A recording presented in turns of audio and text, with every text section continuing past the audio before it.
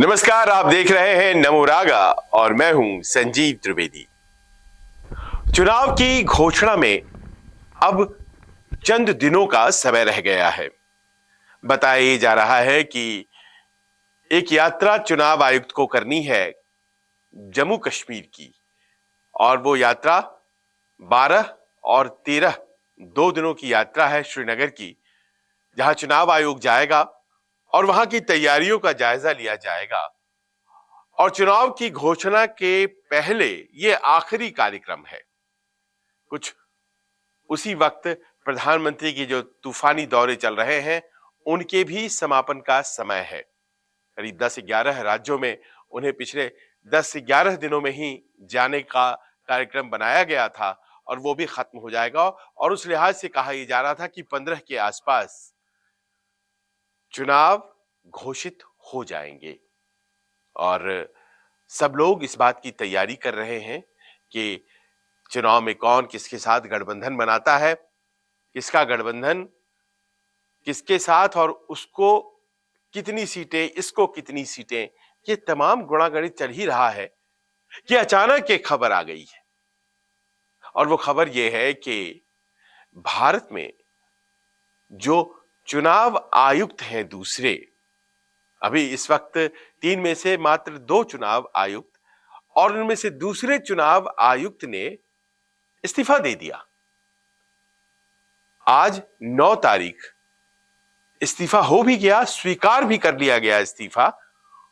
अरुण गोयल साहब, जो कि चुनाव आयुक्त थे और मुख्य चुनाव आयुक्त के नीचे लगातार 2 मेंबर टीम के तौर पर काम कर रहे थे, क्योंकि अभी हाल ही कुछ दिन पहले जो तीसरे चुनाव आयुक्त थे अनूप चंद्र पांडे, उनका रिटायरमेंट हो गया था। तो मात्र 2 चुनाव 2 मेंबर बॉडी रह गई थी, 2 चुनाव आयुक्त रह गए थे, एक मुख्य चुनाव आयुक्त और एक चुनाव आयुक्त।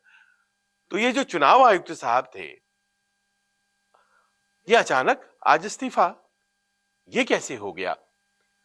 राजीव कुमार साहब मुख्य चुनाव आयुक्त और अरुण गोयल साहब चुनाव आयुक्त, और अचानक अरुण गोयल का इस्तीफा।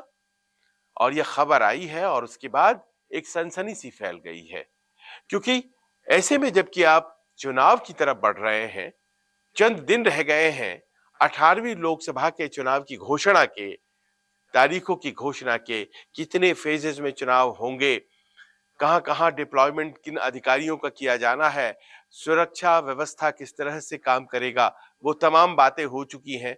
अब उसे एग्जीक्यूशन के स्तर पे लाना है। और आप जानते हैं कि चुनाव आयोग वर्चुअली एक तरह से पूरे देश के शासन के कंट्रोल में होता है। उस पूरी अवधि में जिस दिन से चुनाव आचार संहिता देश में लगती है, मॉडल कोड ऑफ कॉन्डक्ट लगता है, और उसकी निगरानी पूरे देश में ऑल इंडिया सर्विस के अधिकारियों के ऊपर होती है, और बहुत काम होता है उस वक्त इस चुनाव आयोग को। और ऐसे में चंद दिन पहले चुनाव आयुक्त का इस्तीफा हो गया। ये ऐसी बात है जिसकी वजह बहुत आसानी से समझ नहीं आ रही है, लेकिन ऐसा हुआ है। और ऐसे में जाहिर है कि एक जो स्वाभाविक उत्सुकता बन रही है कि अरुण गोयल साहब आखिर उन्होंने इस्तीफा क्यों दिया, जरा उनके बारे में जाना जाए।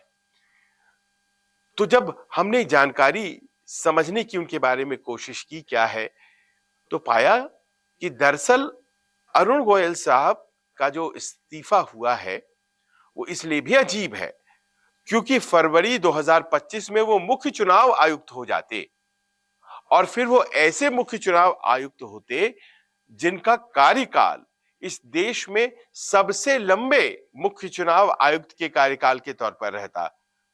उनका कार्यकाल 2027 तक चलता, क्योंकि वो 2022 में बने थे, और आप जानते हैं 65 साल तक रहते हैं चुनाव आयुक्त अपने पद पर, तो 2027 तक, और इतना लंबा कार्यकाल जिसके सामने पड़ा हो, उसने इस्तीफा दे दिया है। अब आज की तारीख में इलेक्शन कमीशन ऑफ इंडिया में मात्र एक चुनाव आयुक्त है, यानी कि मुख्य चुनाव आयुक्त राजीव कुमार साहब, और उन्हीं को चुनाव कराना है क्योंकि इतनी जल्दी आप जानते हैं वो एक प्रक्रिया होती है जिसमें लॉ मिनिस्ट्री एक पैनल बनाता है, फिर वो बैठक होती है, वो बैठक जो कि प्रधानमंत्री करते हैं, और उस बैठक में जो नया कानून बना है, विपक्ष के नेता होते हैं और एक और मंत्री होते हैं, और उसके बाद उनका चयन होता है। हालांकि इस प्रक्रिया को लेकर के भी अब कहीं ना कहीं बहस है कि आखिरकार जो सुप्रीम कोर्ट ने कहा था ये प्रक्रिया उस हिसाब से तो नहीं है। सुप्रीम कोर्ट ने दरअसल एक सजेशन दिया था जिसमें कि चीफ जस्टिस ऑफ इंडिया भी रहे उस बॉडी में, उस कॉलेजियम में जो मुख्य चुनाव आयुक्त को चुने, लेकिन जो कानून पारित हुआ उसमें उनका मेंशन नहीं था, चीफ जस्टिस ऑफ इंडिया को सदस्य नहीं बनाया गया। तो खैर चलिए, वो तो अलग कहानी है। लेकिन यहां पर ये प्रक्रिया की हम बात कर रहे हैं और ये प्रक्रिया तो बड़ी लंबी होती है। तो फिर ऐसे में क्या अकेले मुख्य चुनाव आयुक्त को कराना है चुनाव? जी हां, फिलहाल लग तो यही रहा है। पर अरुण गोयल साहब की तरफ आए तो उनके इस्तीफे की क्या वजह हो सकती है? वो 21 नवंबर 2022 को चुने गए थे। उन्होंने पदभार ग्रहण किया था चुनाव आयुक्त के तौर पर, और आज 9 मार्च 2024 उन्होंने इस्तीफा दे दिया, जबकि कार्यकाल तो 2027 तक था। तो पीछे अगर चले और किन परिस्थितियों में उनका अपॉइंटमेंट हुआ था, वो अपने आप में ध्यान खींचने वाला है। और उस वक्त क्या मामले हुए थे, जरा उस तरफ आपको लिए चलते हैं। हुआ यूं था कि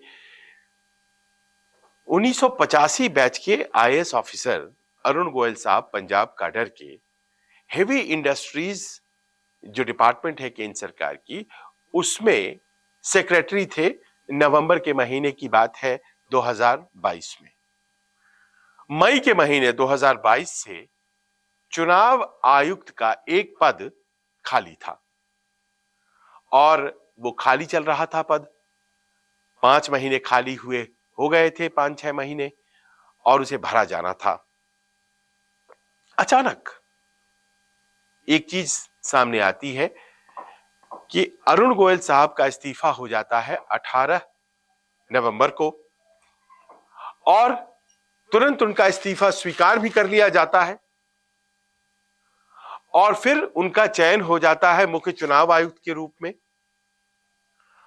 और 18 को श्रीमान आईएएस थे अरुण गोयल साहब, 21 नवंबर को वो हो जाते हैं मुख्य चुनाव आयुक्त। बहुत जल्दीबाजी में हुआ। उन्होंने वॉलंटरी रिटायरमेंट लिया। अपने रिटायरमेंट से कुछ दिन पहले की बात है ये, जिसमें कि उन्होंने अपना पद छोड़ा। और उसके बाद जब ये बात चर्चा में आई तो लोग बाग ये पूछने लगे कि आखिर क्या मामला क्या था। एक संस्था है association of democratic reforms, ADR, उसने केस कर दिया और सुप्रीम कोर्ट में ये मामला आया, और उसने कहा कि इस तरह के जो अपॉइंटमेंट्स होते हैं खासतौर पर इलेक्शन कमीशन जैसी बॉडी में, तो ऐसा लगता है जैसे कि जो स्वायत्तता है, जो आजादी है चुनाव आयोग की, वो जरा बाधित हो जाती है।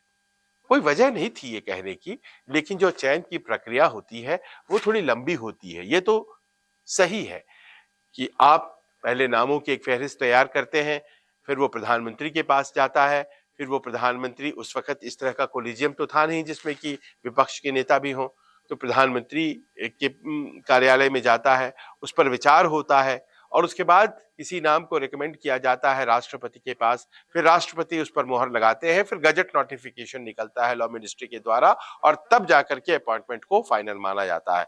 तो ये प्रक्रिया एक लंबी प्रक्रिया है, कोई ऐसी छोटी प्रक्रिया नहीं है, और इसे केवल 3 दिन में निपटा देना ये भी अपने आप में बहुत आश्चर्य की बात लोगों को लगी थी उस टाइम पे।